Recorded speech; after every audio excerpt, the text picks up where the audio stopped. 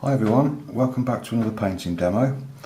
It's going to be a pencil and wash this time, and I hope you're not mad with me, but I'm going to be doing the same scene that I've done in my last demo when I've done this one in graphite, but I'm going to be doing it in watercolour pencil and wash this time. I just thought it would make a nice watercolour as well as a graphite drawing, so I thought I'd like to give it a go and just see what it looks like. So, and also I wanted to try out these new pencils as well for pencil and wash technique, the new Mars Lumograph Black. I've just reviewed them in my last video. Now I've found with these that they don't smudge easily and they don't erase very easily either. And that's actually good properties for watercolour painting, because what it means is it won't sort of dissolve into your watercolour washes, it won't smudge and send your washes muddy or anything like that. So I had a hunch that these would be ideal for pencil and wash. I've been experimenting with them, and so far so good, no issues at all. And I'm going to be using those today to draw this scene out. I'm going to get some nice dark passages in there, which hopefully won't send the washes muddy. Something you can't do with normal graphite. If you use sort of 6B, 8B pencils, standard graphite pencils for pencil and wash technique, I've found that will sort of muddy the washes. It will sort of lift and mix with the water. So I always used to kind of stick to sort of the 2B area with standard graphite, but with these I can go all the way up to 8B without any problems whatsoever. So we'll give those a go today. Also, I'll be just using a standard HB pencil as well, just for the line drawing and some of the lighter areas, because the lightest pencil in this set is 2B, which is quite dark because it's got carbon mixed in with it, so I did need to use some standard graphite as well. But when you're in the HB grades and things like that, these tend not to sort of lift and pull up in the washes, so these are okay to use. The brushes that I used are a 3/4 inch flat, a 1/4 inch flat, a number 6 round, and a number 2 round. And the colours that I used, I only used 8 colours actually. I used cobalt blue, cerulean blue, crimson alizarin, cadmium red, burnt sienna, yellow ochre, and lemon yellow. And also I'll be using Maria Kellner's colour previewers.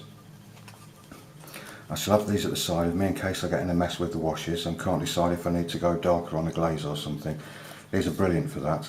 I've actually done a review on these in the past. I'll put a link in the description below to the review on these if you're interested. Also I'll put a link to Maria Kellner's website where you can go and have a look at these and purchase them from there as well.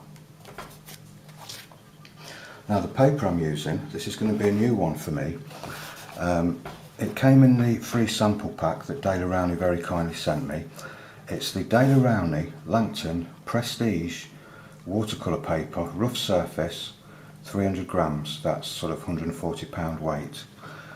It's 100% cotton, archival quality.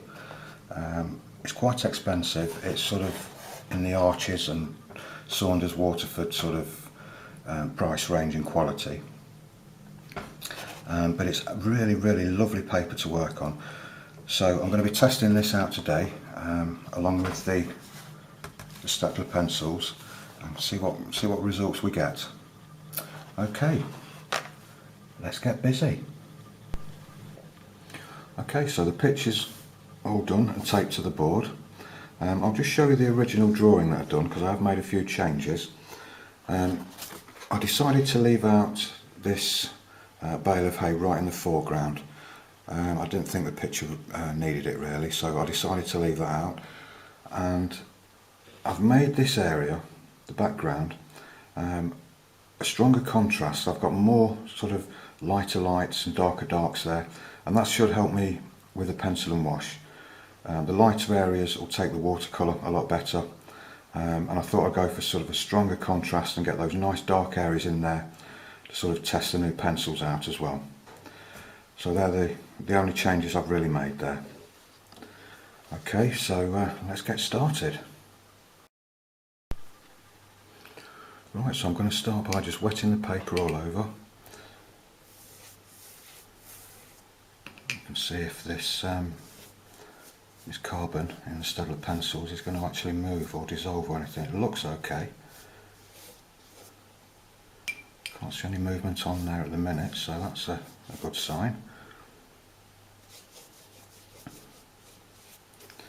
I'm going to start this one the way I always start my pencil and wash paintings, and that's just wet the paper all over. Use some yellow ochre, just to sort of prime the paper. It gives a nice sort of warm undertone, and then sort of take it from there really.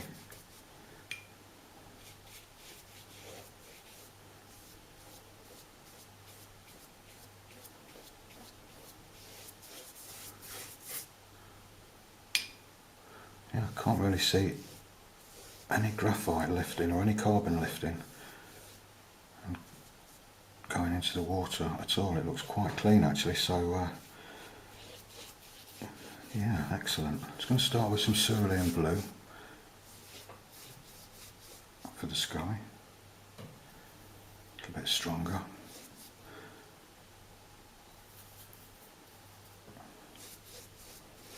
That's it.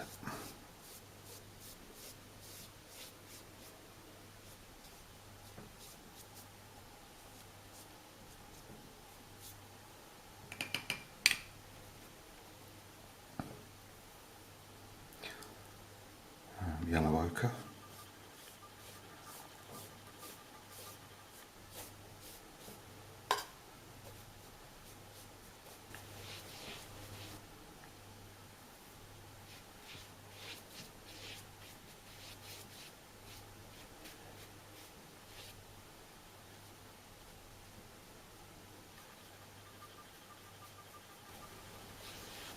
Right, so before that dries, I'm just going to take a piece of clean kitchen towel.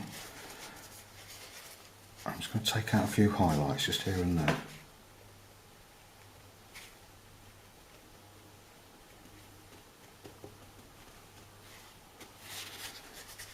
I want the tops of these bales of hay to be nice and light as well.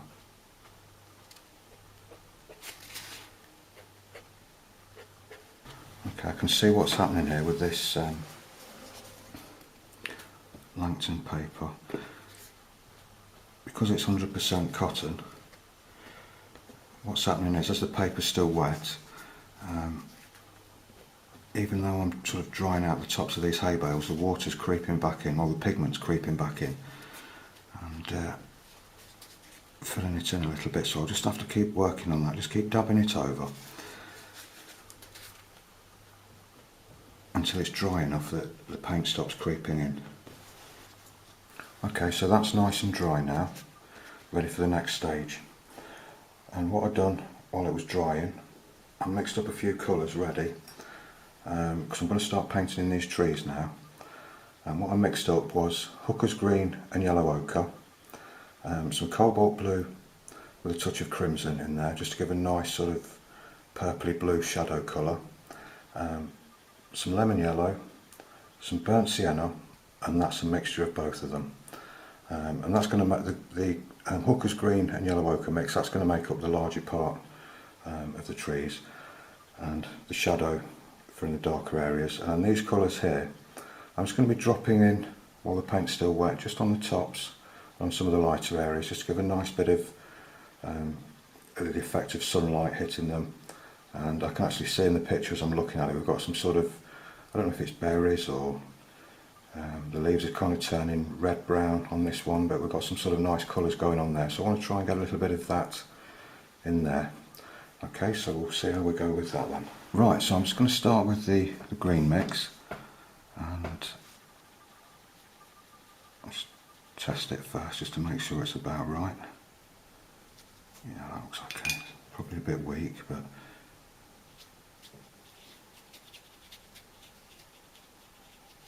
just kind of scumbling it on a little bit, not being too careful.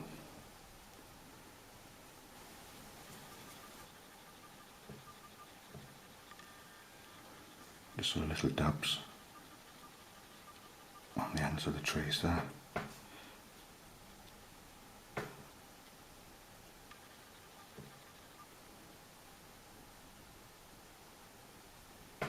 Some lemon yellow.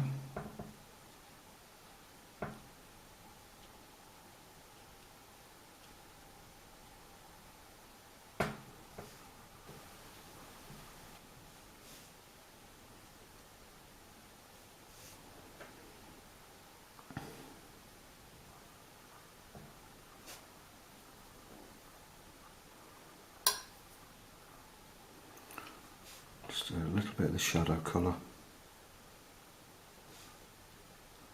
I think that's probably a bit too much, that's going to run into everything.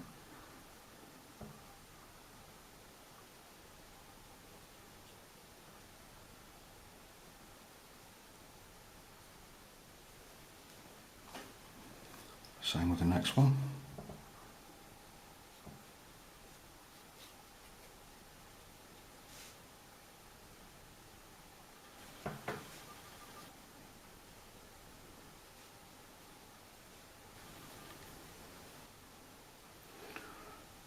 Start a little bit of lemon yellow just dropped in while it's still wet.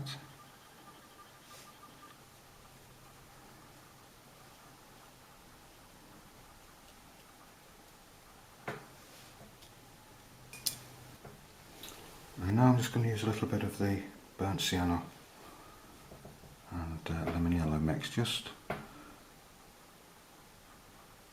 around this top part there.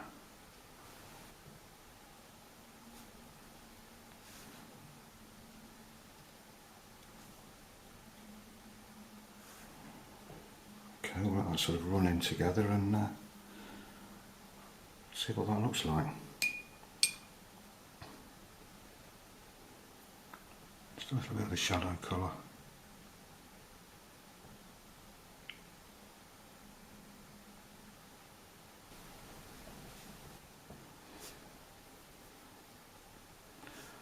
Just going to add a little bit of cerulean blue into this mix, just to keep this tree that's set further back just a little bit lighter, a little bit bluer.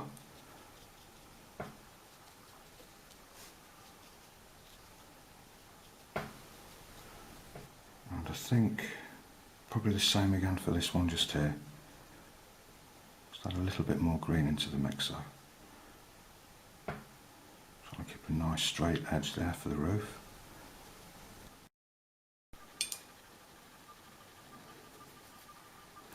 And now we'll paint these in.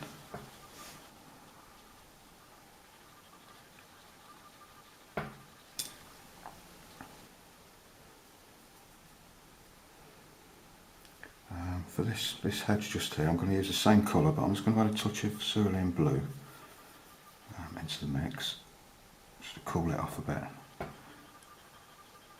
It'll give us a nice sort of sense of distance then when it's a little bit bluer. He says, hopefully. That's usually the case though, you know, when you keep colours cooler, it has a receding effect, so that's what I'm hoping for with this.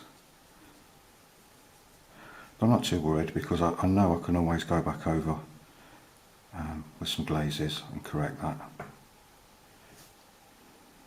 I'll just do this one. I've got to be careful around the top though because I don't want the two to actually run in together.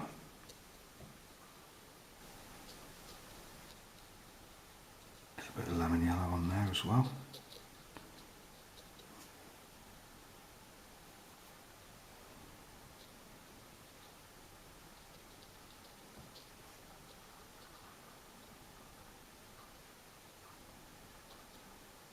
Actually, I forgot to put that one in there, so I'll just do that now. I'm going to use a number 2 brush for this, and I'm going to use a very similar mix to this hedge just here, but just, well yeah, I'll just use that for now, and I'll drop a few colours into it while it's still wet, I think.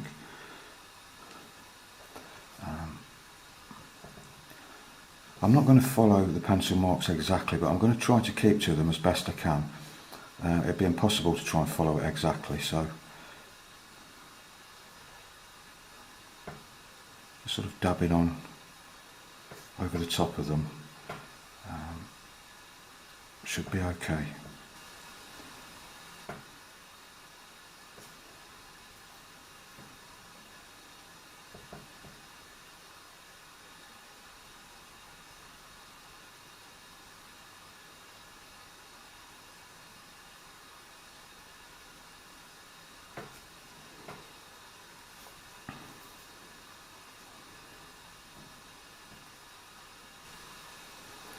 Okay, that's not looking too brilliant, so I'll just try a little bit of shadow colour just in some of the darker areas, just to get a bit more contrast.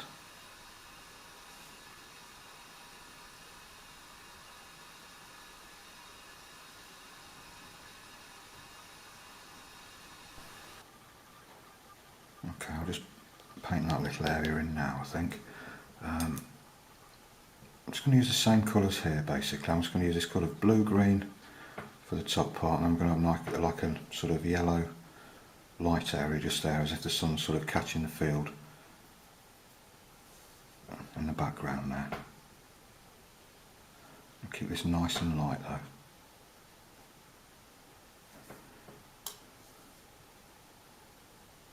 Sometimes when I look at this picture, I often think that that's more of a focal point than the barn is. Although I sort of was following these sort of bales in as a directional sort of guide, if you like, to the focal point, sometimes I think these three bales here and those three there give more of a directional pull, if you like, into that area there. So, you know, I'm not too sure really. I mean, none of the picture actually falls into the golden ratio of thirds, you know, of actually being perfectly placed for a focal point, but not too worried about that. They don't always end up like that.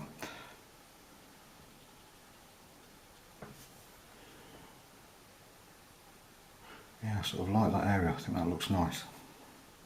Right, so I'm going to start painting in the grass now, and I'll use what shall I use for that? Well, I think I'm just going to use the Hooker's green and yellow ochre and just keep it fairly light around the top. Maybe just drop a few other colours in like I did with the trees. So I'll kind of start, well, I'll start just here.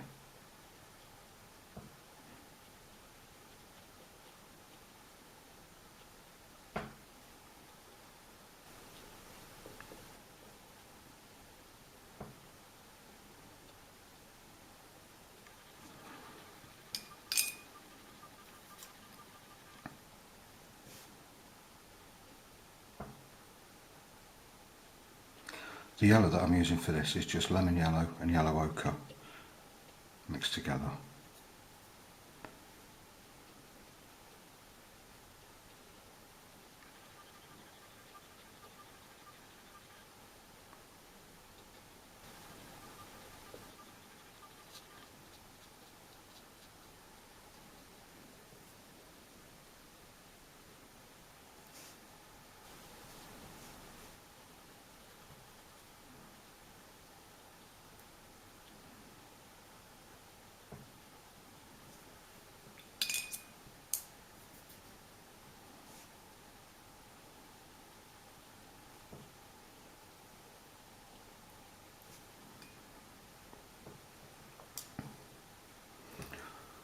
Maybe even just a little bit of burnt sienna in there just to sort of warm that up a little bit in the foreground. Well, it's not in the foreground, but as it comes further forward in the picture.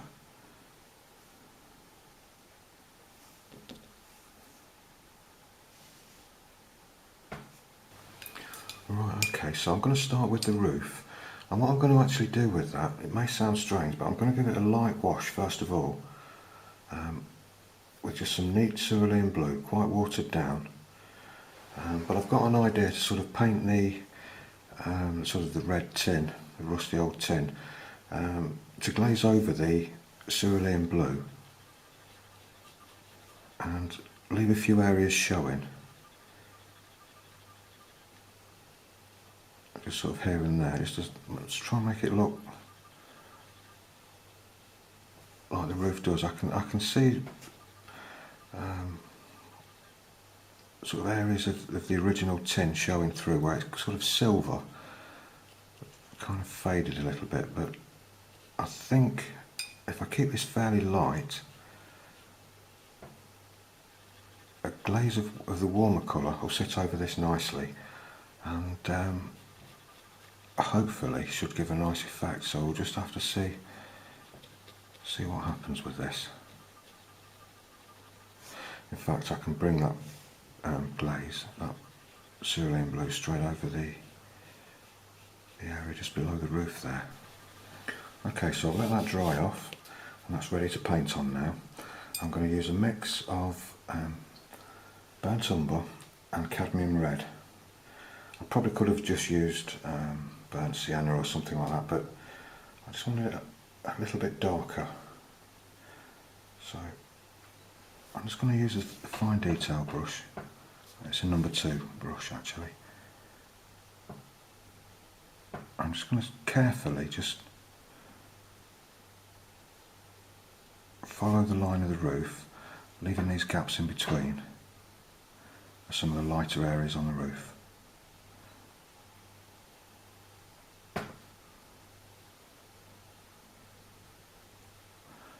I've also got a separate mix on the palette of burnt umber with cerulean blue, and I can just drop a few darks in just here and there, just to add a little bit more character to the roof. I'm just going to do this in sections because I don't want it to completely dry out. I just want to be able just to soften just some of those hard edges off, just along the bottom of the roof edge there. Okay, and I'm just going to drop a little bit of the darker mix just here and there. Just while it's still wet, just let it sort of diffuse in just a little bit.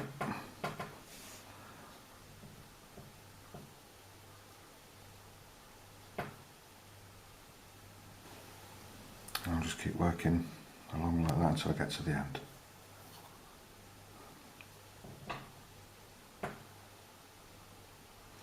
This paper actually is really nice. Langton Prestige. I've never used Langton Prestige before, but I did used to use Langton paper a long time ago. I used to use it all the time, in fact. It was my go-to watercolour paper. But I found out that years ago it was actually made by St Cuthbert's Mill, the same people that make Bockingford and Saunders paper, and Bockingford is what I usually use now all the time, and Saunders as well. So it's nice that Dale Rowney sent me a few samples of this watercolour paper, because it really is good quality paper.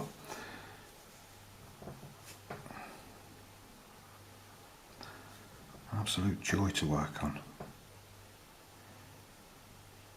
I think I might start actually including this now, along with the Bockingford and the Saunders that I use.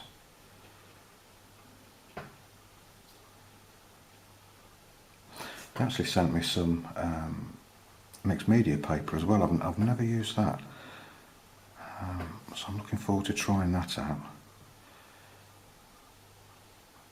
I don't really know what I'm going to do with it yet, but I'm sure I'll think of something.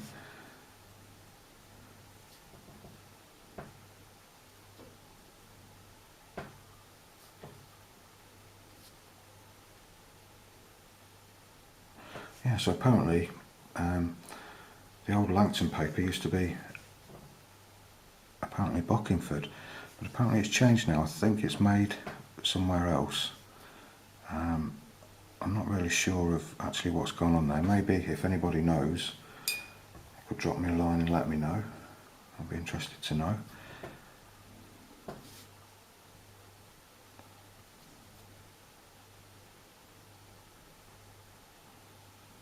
Okay, just about there now.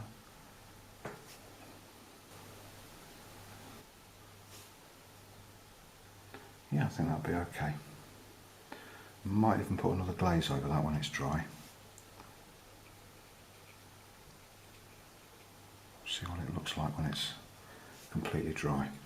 Right, so now I'm going to start painting in the brickwork, and for that I'm going to use a mix of burnt sienna and a touch, just a little touch of yellow ochre in there. Quite a watery mix as well. You know, this side here is catching the sun, so I'm going to keep it nice and light. Might be a bit too light, but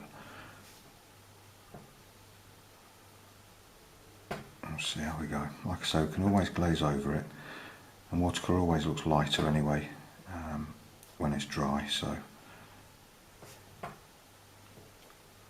I always sort of allow for that if I can.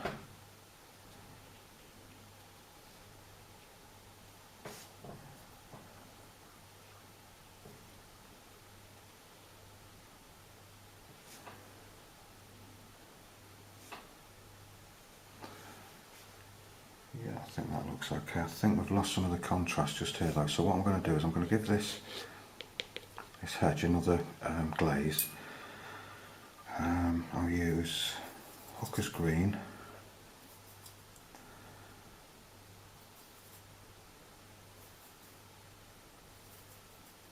maybe some of that brick colour I'll just use on the side there, just to sort of yellow it off a little bit, and then just maybe a touch of cerulean blue in there, just to, no, that doesn't look right. I think a touch of cobalt blue would be better. Yeah, that looks okay. Right, I'm just going to put a light glaze just to give us some more contrast with the roof.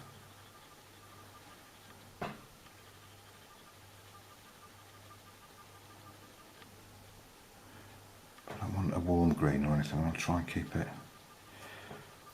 just on the cool side there. Right, so I think what I need to do now is darken up in these areas just here, and for that I'm going to use the shadow mix what I use for the trees. I've just made a fresh mix of it and it's a bit stronger, but I've got to be careful about the tops of these grasses just here. I don't want to get too much of a hard edge, really.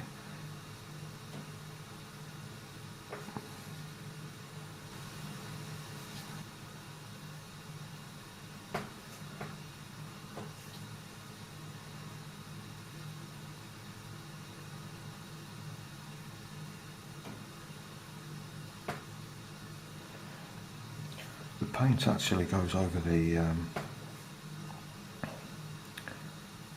Staedtler black, you know, the carbon mix pencils very well, in fact. With dark passages of normal graphite, sometimes the paint can actually bead up and kind of sit on top of the graphite and not soak into the paper properly, but I'm not having any issues like that at all, so I'm very pleased about that.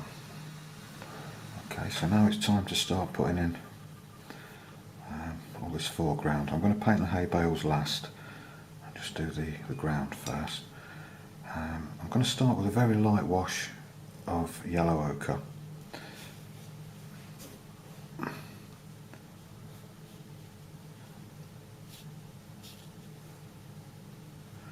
kind of going to work in sections, I think.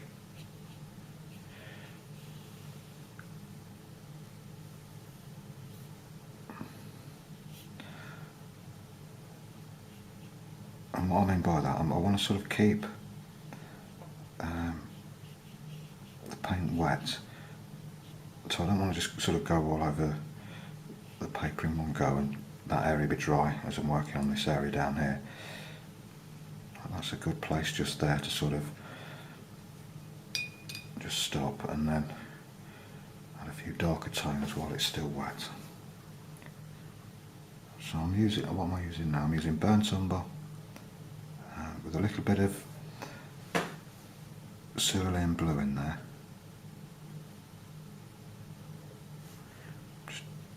sort of dabbing it on with the edge of the brush just to indicate a few little shadows, just variations and things like that.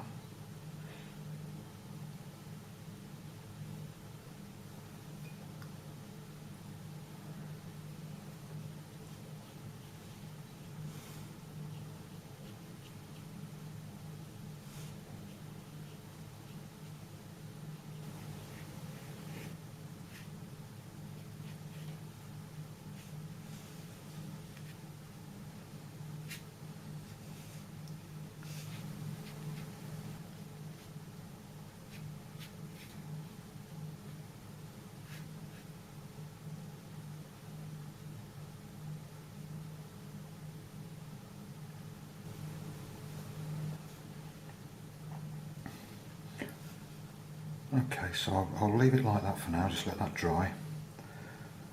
See if it needs another glaze or a little bit more detail, and I can start painting the hay bales. Right, and also I want to put a glaze on top of the roof there. I'm just going to use some burnt umber, just a tiny touch of cadmium red in there, fairly weak mix.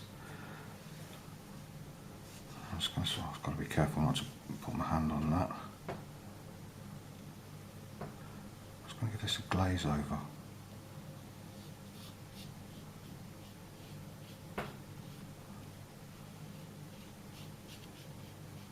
Just going to go over the whole thing.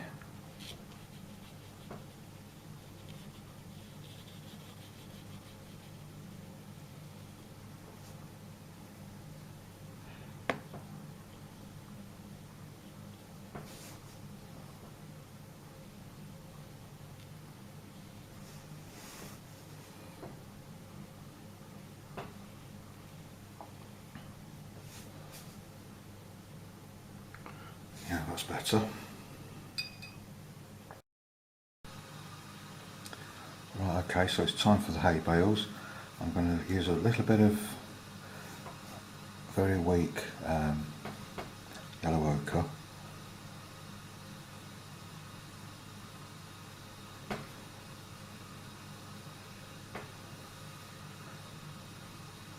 Still leaving some of the light areas of the paper showing through. So that's really sort of going to clash with the ground, isn't it?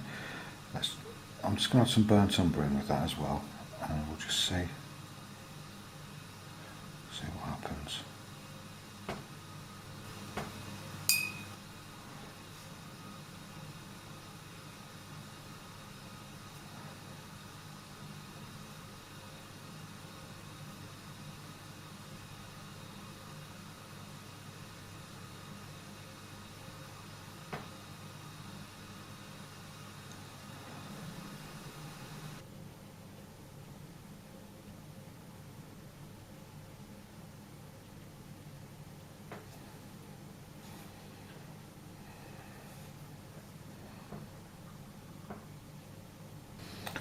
Okay, so I think what I'm going to do is just put a very light glaze of yellow ochre just over the shadow area.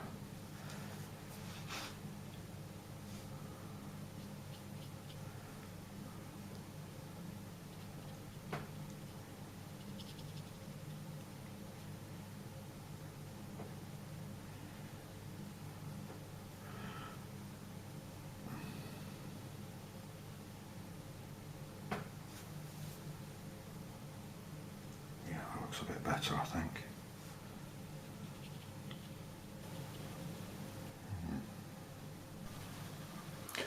Okay, I think I'm going to call this one done. I've had a quick check over it with Maria Kellner's colour previewers, and it seems okay to me, so I'm going to call this one finished.